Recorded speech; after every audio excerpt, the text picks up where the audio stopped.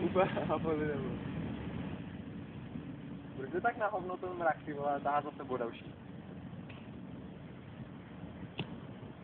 Já se bojím, počkej. Na tom já se bojím, že když skočí, tak se a pak když se budu chtít pustit, že se tohohle nevybíknou. Jo, družeta, ne to. No jenže to já jsem...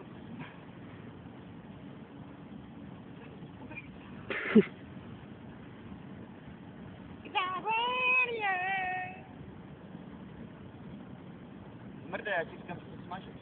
Hned. Skoč tam a tady ti to zaháčí na sebe zbyčku. Skočit tam do tý. Jako na ten strom. On se to nepustí až k němu. Uj. Má? Давай. 3, 2, 1, teď! No, pust se! Je tam hloubka.